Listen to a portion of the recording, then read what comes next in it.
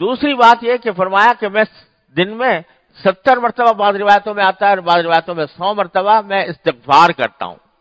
اللہ تبارک و تعالیٰ سے مغفرت مانگتا ہوں۔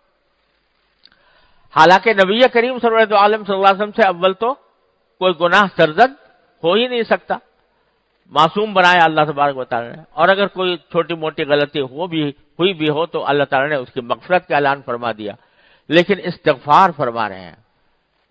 زبان استغفار سے تر ہے، اس لیے کہ اللہ جل جلالہ کے جاہ و جلال کا جو مرتبہ سرکار دو عالم صلی اللہ علیہ وسلم کے سامنے ہے، اس کو سامنے رکھتے ہوئے اپنا ہر عمل اللہ تبارک و تعالیٰ کے شایع نشان نظر نہیں آ رہا، بلکہ اللہ تبارک و تعالیٰ کے اس عظمت شان کو پیش نظر رکھ کر یہ سمجھ رہے ہیں کہ میں جو کام کر رہا ہوں وہ اس کی عظمت کا حق ادا نہیں ہو رہا، اس کے اوپر استغفار فرما رہے ہیں۔ تو جب نبی کریم صلی اللہ علیہ وسلم استغفار کے عادی ہیں اور فرما رہے ہیں کہ میں 100 مرتبہ استغفار کرتا ہوں دن بھر میں،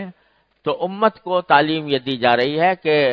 تمہیں تو اللہ نے معصوم بھی نہیں بنایا، تم تو پتہ نہیں کتنی غلطیاں کتنے گناہ تم سے سرزد ہوتے ہیں، تو اپنے آپ کو اللہ تبارک و تعالیٰ سے استغفار کرنے کی عادت ڈالو، یہ عادت ڈالو کہ ہر وقت ہر تھوڑے تھوڑے وقفے سے اللہ تبارک و تعالیٰ کی بارگاہ میں مغفرت طلب کرو، یا اللہ میں آپ کا بندہ ہوں، میرے گناہوں کو معاف فرما دیجیے، یا اللہ میں آپ کا بندہ ہوں، میرے گناہوں کو معاف فرما دیجیے۔ یہ تمہارے دل میں ایک لگن ہونی چاہیے، تمہاری زبان استغفار سے تر ہونی چاہیے، چلتے پھرتے اٹھتے بیٹھتے بھی اللہ تبارک و تعالیٰ کے سامنے اپنے گناہوں کی معافی مانگتے رہو، استغفار کرتے رہو۔ یہ اللہ تبارک و تعالیٰ نے استغفار ایسی نعمت عطا فرمائی ہے، ایسی نعمت عطا فرمائی ہے کہ جس کی کوئی قیمت نہیں ہو سکتی۔ کتنا ہی بڑا گناہ ہو، کتنا ہی بڑا گناہ انسان کر گزرا ہو، لیکن اگر وہ اللہ تبارک و تعالیٰ کی بارگاہ میں حاضر ہو کر مغفرت مانگ لے، استغفار کر لے، تو اللہ تبارک و تعالیٰ اپنے فضل و کرم سے انہوں نے اعلان کر رکھا ہے کہ معاف ہے نا۔ 70 سال گناہوں میں گزارے، بڑے بڑے گناہوں میں گزارے، لیکن آخر میں جا کر اللہ تبارک و تعالیٰ کی بارگاہ میں اس نے اگر توبہ کر لی اور استغفار کر لیا تو اللہ تعالیٰ فرماتے ہیں التائب من الذنب کمن لا ذنب لہ، جو گناہ سے توبہ کر لے وہ ایسا ہو جائے گا جیسے کہ اس نے گناہ کیا ہی نہیں تھا۔ اور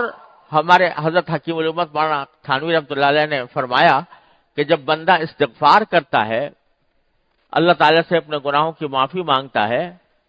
تو اللہ تبارک و تعالیٰ صرف اتنا نہیں ہے کہ معاف کر دیا یعنی اس کی سزا نہیں دیں گے، اس کا عذاب نہیں دیں گے، صرف اتنی بات نہیں ہے، بلکہ نام اعمال سے مٹا دیا جاتا ہے وہ گناہ، نام اعمال سے مٹا دیتے ہیں۔ یعنی ایک صورت تو یہ تھی نا کہ جب آخرت میں نام اعمال آئے تو اس میں گناہ بھی درج ہوں لیکن ساتھ میں یہ لکھا ہوا بھائی اس سے توبہ کر لی، اس سے مغفرت مانگ لی، تو ڈیبٹ کریڈٹ کا طریقے سے اس کو بتایا جائے نامہ اعمال کے اندر۔ اللہ تبارک و تعالیٰ کی رحمت ایسی ہے کہ استغفار کرنے والے کے اس گناہ کا جو اس نے کیا تھا، جس سے استغفار کیا تھا، اس کا ذکر بھی نامہ اعمال میں نہیں آئے گا، ورنہ کم از کم اس کو دیکھ کے شرمندگی ہوتی وہاں جا کر آخرت میں کہ آخر میں نے کیسے گناہ کیے تھے۔ اللہ میں کہتا ہے چلو سب میں نے معاف کر دیے، تمہارے نامہ اعمال سے مٹا